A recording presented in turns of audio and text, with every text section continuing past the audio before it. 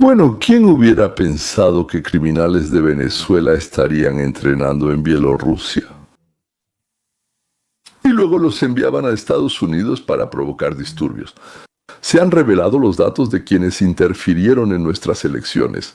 Creo que el video de hoy será uno de los más interesantes que he hecho en mi vida. El Partido Demócrata está vinculado con los narcotraficantes de los cárteles latinoamericanos.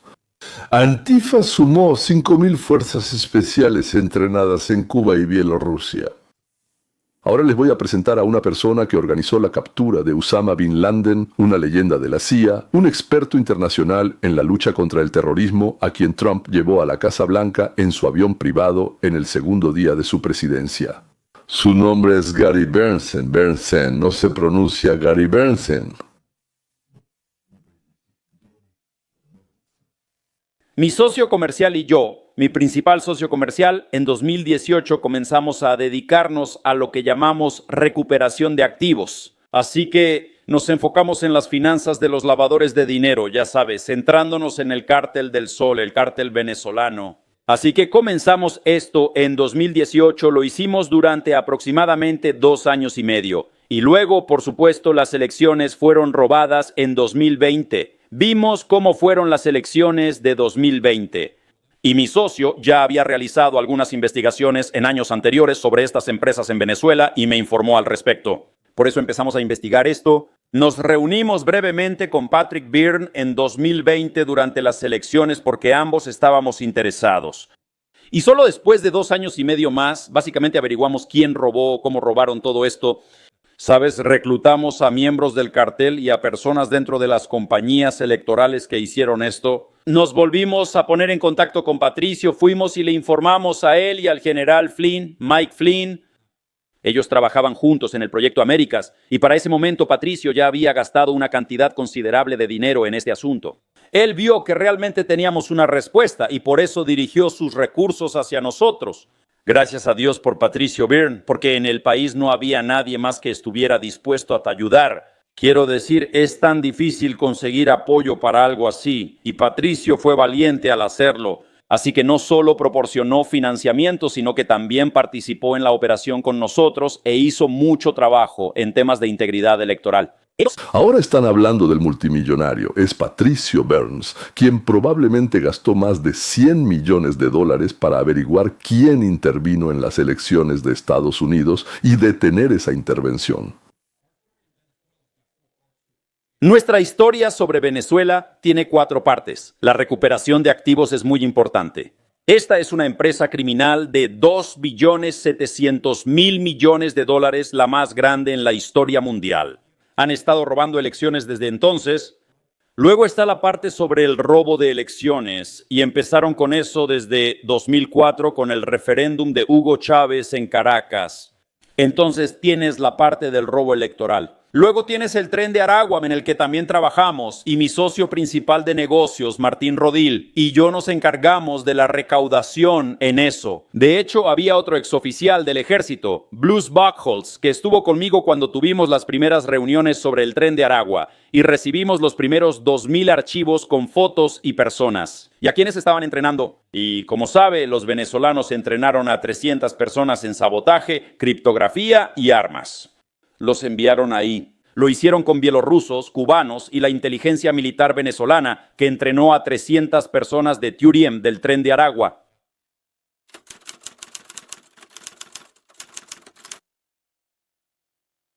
Las cifras, como las llaman, son realmente impresionantes. Trillones. Company on y falsificación de elecciones en todo el mundo, conexión de cárteles de drogas con gobiernos. Es un chico con fantasías, es una persona que encontró y capturó a Ben Laden. Entrenamiento de Cuba y Bielorrusia, criminales de las cárceles de Venezuela, envío de 5.000 fuerzas especiales entrenadas de asesinos y violadores a Estados Unidos para organizar peleas callejeras, supuestamente protestas civiles y pacíficas, como nos explicaban los demócratas. Y luego la última parte de lo que hacemos es la contrainteligencia. Miren, mi socio principal y yo, Martín, fuimos quienes identificamos a Manuel Rocha, quien fue el espía de más alto rango jamás capturado. Conocí al embajador Rocha hace años. Lo contacté varias veces y sabíamos que tenía relación con miembros de la conspiración del cártel. Por eso fuimos con los agentes de contrainteligencia del FBI en ese lugar y les informamos que este embajador estaba involucrado con esos tipos. Ustedes deben encargarse de él. Se encargaron en cuanto contactaron a ese embajador. ¿Sabes? Ellos lo que hicieron fue hacer que alguien se hiciera pasar por un espía cubano porque él trabajaba para Cuba. I.M. Fue espía allí más de 35 años y le dijeron que lo querían traer de vuelta. Confesó en 3 partes de 2 horas. Mientras el FBI grababa todo el espionaje que él cometió contra Estados Unidos, ya sabes, durante más de 35 años. Después le dijeron, Dian, queremos activarte de nuevo, ¿por qué no contactas a la gente? Primero me envía un correo preguntando, oye, Gary, ¿este es buen correo para reunirnos? Y si no nos reunimos porque eres espía, el FBI lo arrestó y ahora está en prisión federal. Por cierto, no sabía que él había descubierto a ese espía encubierto. Fue una historia enorme, enorme. Durante más de 30 años pasó secretos de Estados Unidos a nuestros peores enemigos. Entonces, Venezuela está en América, es el corazón de la oscuridad. Es un cartel criminal transnacional que controla el gobierno. Martín Rodil y yo fuimos los principales informantes que se encargaron de todo este trabajo. Después personas como Patrick Byrne, que Dios lo bendiga, se unieron y el general Mike Flynn ayudó mucho. Hubo otros, pero estos son los pilares principales de esta estructura.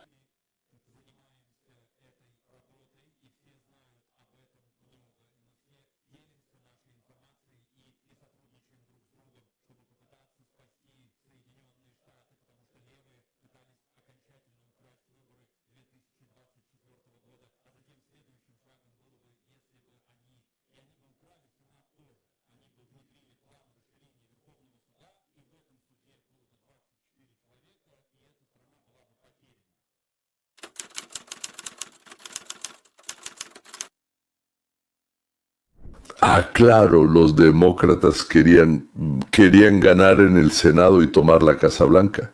Entonces, bueno, en el 24 se trata de ampliar la Corte Suprema de 9, en la que hoy en día hay como 5 o 6 conservadores y 3 liberales, de 9 a 15 o tal vez incluso hasta 24 jueces, y meter ahí a muchos aliados ideológicos. Hemos visto cómo los jueces venden fácilmente su conciencia, su alma, su juramento de seguir las leyes, cuando les prometen recompensas. Así que hacerlo 10 o tal vez incluso 20 liberales contra 5 conservadores. Y eso es todo, enterrar al país. Es decir, aprobar leyes que entreguen todo el poder a la élite, o sea, convertir nuestra democracia de una dictadura de la mayoría en una dictadura de la minoría, es decir, de las élites.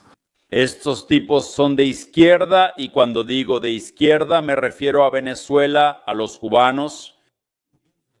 Los principales socios comerciales son rusos y chinos. Los chinos estaban muy involucrados en una guerra híbrida contra Estados Unidos y no pudimos encontrar ayuda. Solo somos las personas de las que hablo. Y un par de personas más en el país estaban dispuestas a ayudar, a gastar años, a gastar su propio dinero, su propio tiempo. El FBI nos perseguía, ellos no saben, nosotros acudimos al gobierno y ya saben, acudimos al Ministerio de Justicia. El abogado informó de esto a la Oficina de Integridad Pública.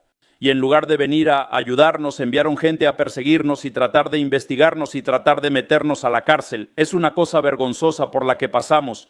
Saben, simplemente me siento orgulloso de los muchachos con los que trabajé. Saben, de ser parte de Martín Rodil y Patricio Byrne y Mike Flynn y otros que se levantaron para tratar de asegurarse de que la democracia en la que vivimos sea transmitida a nuestros hijos y nietos.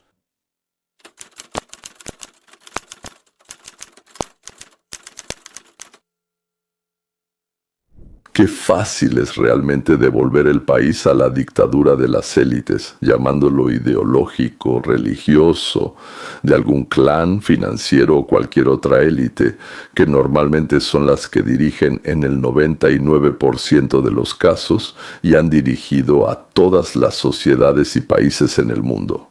Han pasado unos 5.700 años. Todo lo que se necesita es que nosotros no hagamos nada, que guardemos silencio y que no transmitamos nada a nuestros hijos. Steven Garner es el conductor de este canal, lo recomiendo mucho. Su canal ya alcanzó 2 millones de espectadores y siempre toca temas que realmente me interesan a mí y espero también a ustedes. Entonces, sabemos que Obama durante el periodo de transición, él, John Brennan y otros, persiguieron al general Michael Flynn e intentaron encarcelarlo de por vida. El presidente Trump decía constantemente: las elecciones están amañadas, las elecciones están amañadas, hubo tantas anomalías. Sí.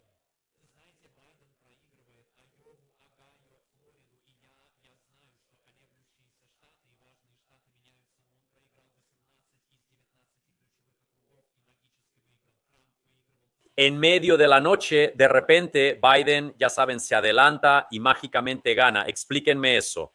Entonces, Nancy Pelosi, Chuck Schumer y otros, tras el 6 de enero, se opusieron firmemente a varios republicanos y a Trump. Actuaron contra todos los que asistieron a esas reuniones entre noviembre y el 6 de enero. ¿Por qué no persiguieron a Patrick Virna si él fue quien encabezó muchas de esas acciones? Sabes, en la primera parte de esto él nos seguía. Al principio, él y otros intentaron abrirse paso usando métodos de ingeniería. Bien, Patrick al principio tenía gente realmente talentosa, sabes, ingenieros y algunos hackers y personas similares que hacían, ya sabes, esas cosas. Técnicos, especialistas en criptografía, ya sabes, verdaderos técnicos de alto nivel. Y ellos lucharon con eso y durante años lucharon con eso. Nuestro enfoque, el de Martín y el mío, fue reclutar personas, como en la CIA. Encuentras una empresa, contratas a alguien para un puesto bajo y luego pasas a otra y otra.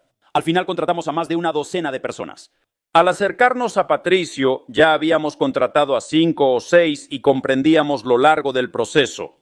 Pero, ya sabes, las personas que se metieron en problemas, al principio se metieron en problemas porque tomaron autos y cosas así. Patricio no hizo eso, él fue cuidadoso con eso, pero intentó regresar a través de soluciones de ingeniería. Puedo entender por qué hicieron eso. Nuestro enfoque fue diferente y después de 2 años y medio fuimos con lo que teníamos a Patricio y él dijo: está bien, chicos, lo lograron, su método funcionó y déjenme unirme a ustedes. Está bien, tiene sentido. Así que no me contrataron para esto. Yo mismo fundé una empresa que se dedicaba a la recuperación de activos hace muchos años y eso se convirtió en esto. Y luego y después, no estábamos buscando casos. Tren de Aragua. Tuvimos una reunión con un opositor venezolano que vino y me entregó 2,000 archivos con sus fotos y me explicó el entrenamiento. Y luego simplemente explicó lo que estaban haciendo. Fue completamente inesperado. Bien. Ayúdame a entender esto, porque yo no sabía nada sobre el Tren de Aragua. Cuando Trump se postula, dice: están vaciando cárceles y enviando pandillas y a los suyos. Él dice la verdad. Bien, entonces, ¿usted le informó de esto o cómo supo él que tenía que buscar al Tren de Aragua? Porque en cuanto asume el cargo, básicamente es el primer grupo contra el que realmente dirige al gobierno.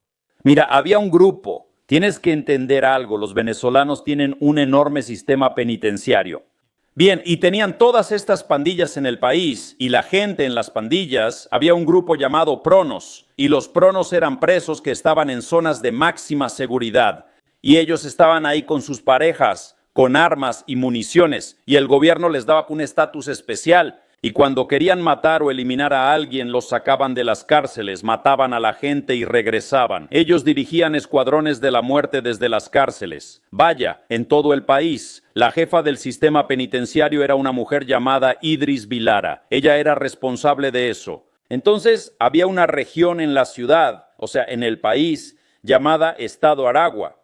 Y estaban construyendo un tren de Caracas a Aragua. Y ese tren, el negocio de construir el tren y las vías férreas y todo lo demás, se fue a la quiebra. Entonces, el sindicato, los trabajadores que estaban en ese proyecto, empezaron a dedicarse a los secuestros y la extorsión para poder financiarse de alguna manera. Y luego, a muchos de ellos los arrestaron y los enviaron a una prisión llamada El Tocorón. Y al final, la prisión era tan brutal que el ejército tuvo que asaltar ese lugar para tomar el control. En el asalto murieron 16 o 17 personas. Conocemos al general que hizo esto, hablé con él tras el asalto. Y luego Nicolás Maduro se dio cuenta de cuántos de esos muchachos estaban dentro de esa prisión, de lo organizados que estaban. Por eso estableció una línea telefónica desde el Tacarón para comunicarse con esos presos y de alguna manera atraerlos a su lado. Mira, Los venezolanos usaron los sistemas penitenciarios para la violencia política y el control, y de hecho eliminaron las estaciones de policía alrededor de las cárceles para convertir las prisiones en el centro del poder político y administrativo en esas zonas. ¿Qué te parece esa visión oscura y distópica del futuro? Sí, wow, esas son personas malvadas. Una historia absolutamente increíble, pero lamentablemente verdadera. Cuando los bandidos gobiernan el Estado, actúan como bandidos. Eso no debería sorprender a nadie. Sería extraño si actuaran de otra manera. El presidente Trump sabía que varias personas que cruzaban la frontera tenían antecedentes criminales. Cuando tuvimos la primera reunión con esa persona que me dio esos archivos fue durante la administración de Biden. Eso fue como 1 año y medio antes de que Donald Trump llegara al poder. Pedí una reunión y me reuní con representantes del Ministerio de Seguridad Interna en el extranjero. Les entregué los archivos e informé sobre esto. Yo ya sabía que era el contrabando. Nunca había escuchado sobre la tendencia LAGE en ese momento. Y ellos dijeron, bueno, no tenemos delitos. ¿Qué se supone que hagamos con esto? Y ya sabe, la administración de Biden simplemente no quiere lidiar con esto. Así que estuvimos en contacto con ellos al día siguiente de que el presidente Trump fue elegido. Recibí una llamada telefónica cuando estaba en el extranjero, en Suiza. Y me llamó uno de los oficiales de investigaciones de seguridad nacional, los agentes de investigación del Departamento de Seguridad Nacional. Me dijo, señor Bernson, tenemos su informe sobre la tendencia LAGWE frente a nosotros. Trump ganó las elecciones, pero aún no asume el cargo. Podemos ocuparnos de estos asuntos con seguridad, algo que la administración de Biden no habría permitido. ¿Puede presentarnos a la fuente? Yo respondí que sí. Llamé a la fuente por teléfono desde Suiza, organicé una reunión y en 20 minutos aceptó trabajar para el Departamento de Seguridad Nacional. No buscábamos competir con el gobierno, sino ayudarlo y proteger a Estados Unidos y a sus ciudadanos. Odio interrumpir, pero tengo que decirte esto. Así que informé, ya sabes, sobre el primer mandato de Trump y luego sobre Biden. Vi cómo la izquierda y los medios minimizaban la importancia del Tren de la UE. Eso fue cuando tomaron todo un complejo residencial y controlaron la ciudad. Oh, eso es solo un edificio en Texas. Recuerdo que pensaba, ¿cómo pueden ser tan despreocupados con personas que acaban de salir de la cárcel? Están aquí, organizados y armados con armas muy peligrosas. Para mí eso era una locura. Mira, ellos en realidad abrieron una agencia de autos usados. Compraron unos cuantos miles de autos que costaban entre 5 y 7 mil dólares. Y los enviaron a toda su gente por todo el país desde un solo lugar para que tuvieran autos. Porque todos ellos entraron ilegalmente, no tienen licencia de conducir, no pueden, no tienen, ya sabes, tarjetas de crédito, no tienen servicios bancarios. Tuvieron que hacerlo. Son más de $1,000 millones en autos usados. Subtítulos, Dima Torsok. Según mis charlas con los muchachos de Trenda Aragu, ellos tenían eso. Tienen al menos 4,000 mujeres jóvenes que trabajan en la industria del sexo y que fueron víctimas de trata de personas hacia Estados Unidos. Me reuní con personas del FBI y dijeron, nuestros analistas creen que mientes sobre esto y quieren probar que no dices la verdad. De hecho, yo mismo le pagué al informante por la información, ya sabes, al informante que me dio toda esta información. Cuando lo conocí, él había huido de Venezuela. Le di un par de miles de dólares porque sabía que tenía problemas. No le pedí nada más. No había visto a este tipo en 11 meses. Me llamó de repente y dijo, señor Bernson, tengo esto para usted. Era toda la información del sistema de justicia de allá, fotos, huellas y datos de esos 2,000 miembros de la banda. Así que el punto era que, ya sabe, el FBI, el Departamento de Seguridad Nacional y la CIA, bajo la administración de Biden, no estaban recolectando esa información. Estaban en modo de espera, no estaban recolectando datos contra Venezuela o el Cartel del Sol. Y hay una razón para eso. La razón es que estaban coludidos con esa administración y ese cartel, pues sabían que les asegurarían las elecciones. No se equivoquen de qué se trataba esto, no se equivoquen, bien, escuchen. Yo dirigí la invasión a Afganistán, yo fui responsable de las explosiones en África Oriental, fui jefe de la operación contra Hezbollah en la CIA por años, responsable de las explosiones en Hobart Towers y en Argentina. También, está bien, no era mi primera experiencia, no caí de un camión de cebollas camino a este asunto. Está bien, llevo mucho tiempo en este asunto, tengo 68 años, llevo 40 años en este negocio, no hay necesidad de inventar nada. Está bien, eran malas personas, robaron las elecciones. Y nuestro aparato político, el Partido Demócrata lo sabía, los republicanos, algunos republicanos también lo sabían. Sí, algunos republicanos también lo sabían, así que ya sabes, hay que mirar a nuestro alrededor. ¿Sabes? Demandaron a todos los demás. Bien, demandaron a todos los demás excepto a mí. Salimos y les dijimos, tenemos su código fuente, tenemos testigos. Recibí una carta de Dominion, correcto. Fox les pagó 768.5 millones. Me enviaron una carta para que me echara para atrás, pero no lo hice. Olvídalo. Quiero verlos en el proceso de descubrimiento de pruebas, pero ellos no quieren entrevistas ni encontrarse conmigo. No quieren reunirse conmigo ni con los testigos que Martín, Patricio y yo presentamos. Tienen miedo y deberían. Vendieron la empresa hace una semana. Así es, están huyendo. Es Dominion Smartmatic, otra parte de esto que tiene el mismo código fuente, tiene el mismo origen. Estos tipos están juntos y su presidente fue acusado. Tiene un cargo adicional en Miami por un caso de corrupción relacionado con las elecciones en Filipinas. Miren, primero usaron estas máquinas en Venezuela, luego en América Latina, después en Estados Unidos y robaron elecciones en más de 70 países del mundo usando este código.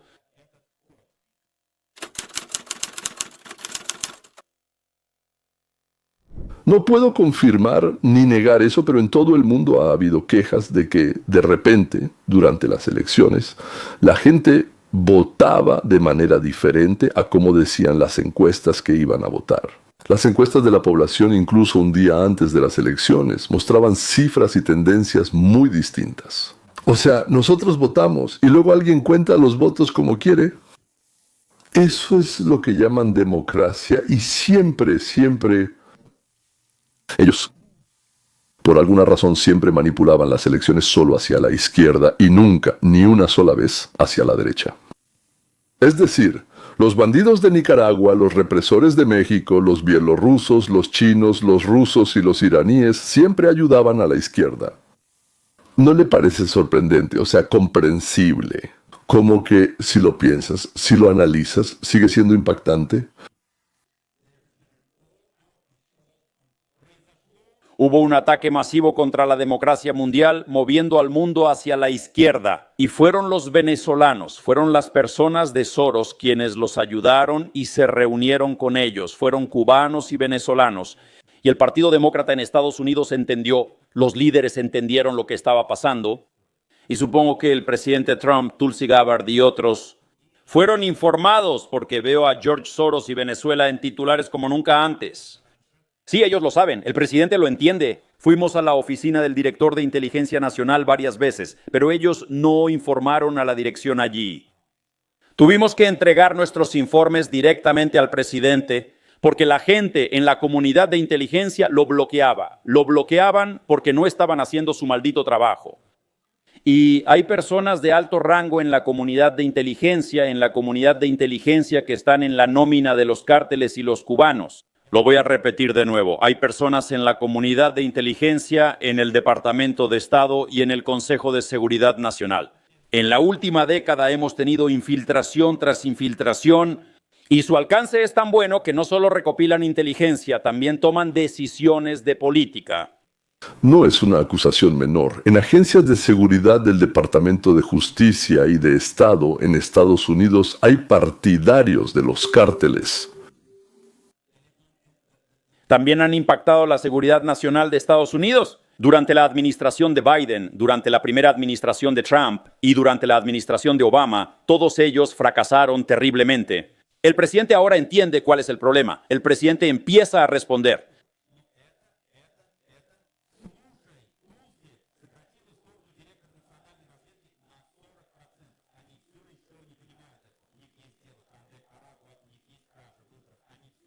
No comprenden la gravedad de los problemas de contraterrorismo y contrainteligencia en Estados Unidos. Es impactante.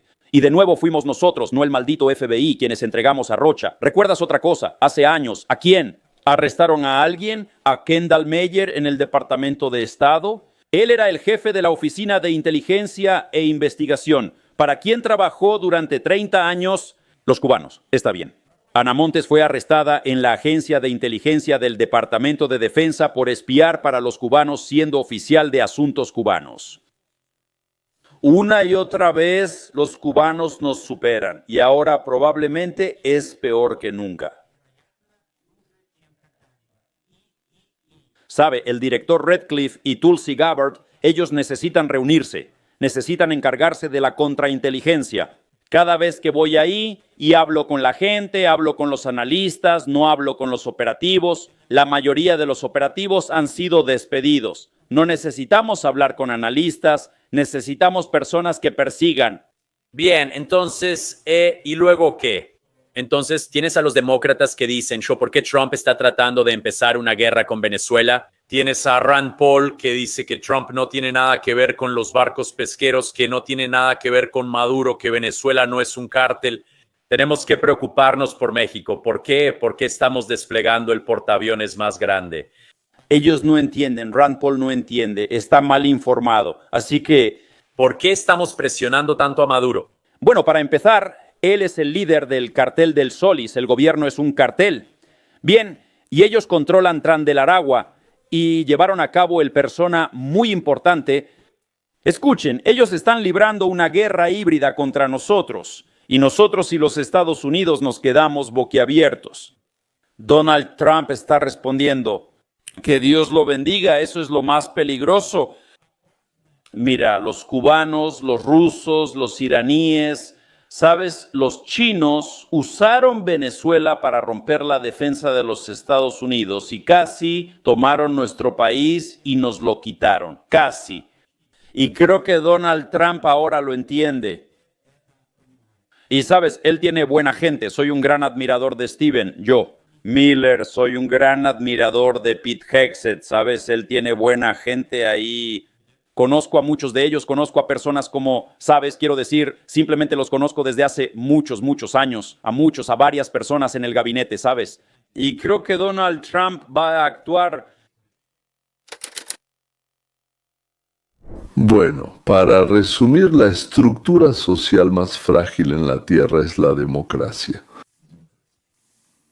Ahí está, se desmorona en cuanto una generación está dispuesta a intercambiar, bueno, un poco de libertad por seguridad. Y la propia democracia política, también existe la democracia de mercado. Es una trampa. ¿Y qué dicen los griegos, que fueron los primeros en aplicarla? No es que la inventaron, sino que la aplicaron, ¿verdad? ¿Qué dicen al respecto? Pues Demócrito, espero que lo conozcan, decía que eso es el poder de la plebe. O sea, del pueblo ahí. Bueno, la chusma, como decimos nosotros, sí, Aristóteles, que no era nada tonto, decía que la mayoría pobre iba a gobernar. Entonces, después él decía, político o política, quién sabe cómo se dice, en griego. Yo no domino muy bien el griego, así llamó a la democracia la parte elegida de la población. Eso es mejor. Bueno, probablemente es mejor, pero no mucho mejor. Plodón pensaba que la democracia era una transición de la oligarquía, o sea, la tiranía de la mayoría o de una sola persona. La monarquía, como le llames. La democracia, decían los griegos, es el poder de la mayoría incompetente. En la democracia gobernarán los demagogos que saben manipular las emociones de la multitud.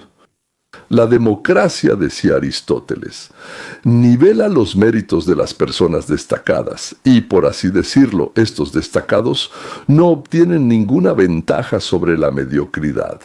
Y la democracia es el dominio de la mayoría, no de la ley. Bueno, aquí agrego algo de mi parte. Entonces tampoco hay moralidad ni justicia. Eso es absolutamente cierto. Eso es. Presión, decisión, tiranía, dictadura de la multitud.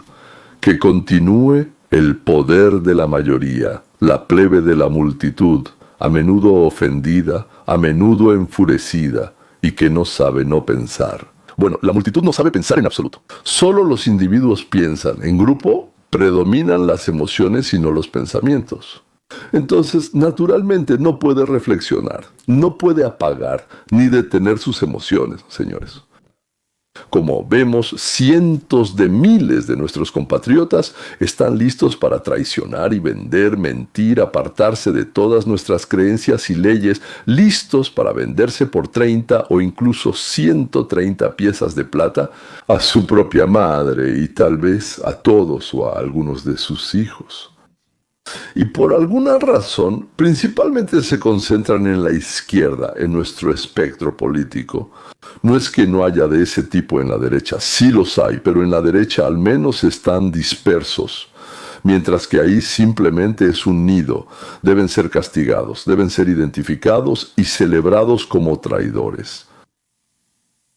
Y después debemos intentar organizar un sistema en el que el engaño, la traición y la venta sean increíblemente desventajosos, y todas las cualidades morales y elecciones sean increíblemente ventajosas. Seguro se preguntan, ¿cómo? En principio, el sistema ya está construido en forma de teoría. Una teoría ya está comprobada. Un teorema es lo que hay que demostrar, pero una teoría es algo que ya está comprobado. La teoría fue creada en 1961 en Los Ángeles. Andrew Joseph Golambus fue el presidente, director, del Instituto de Libre Empresa en Los Ángeles. Aquí la tuvimos desde 1961 hasta 1989 del siglo pasado. Y ya saben, así como el libro de Marx o los libros de Marx dieron impulso a esas pesadillas que se llaman comunismo, al igual que los escritos de Thomas Paine que iniciaron la Revolución Americana y la Declaración de Independencia, y luego una enorme influencia en la Constitución. De la misma manera, el libro de Golambus ya empieza a influir en lo que sucede en nuestra teoría de Golambus, el libro de Golambus. Hay muchos libros de pocas teorías integradas y además comprobadas, creo que no hay ninguna. Esto probablemente, de lo que me he encontrado, probablemente sea la primera. Tenemos toda una serie de videos, relatos en video de unos 10 minutos, videolecciones, videoseminarios, sí, sobre este sistema. Aquí abajo habrá un enlace al proyecto llamado Hoja de Ruta hacia la Libertad. Eso es. Bueno, eso es todo por hoy, señores. Suscríbanse, denle a la campanita y compartan con sus amigos. Hasta luego.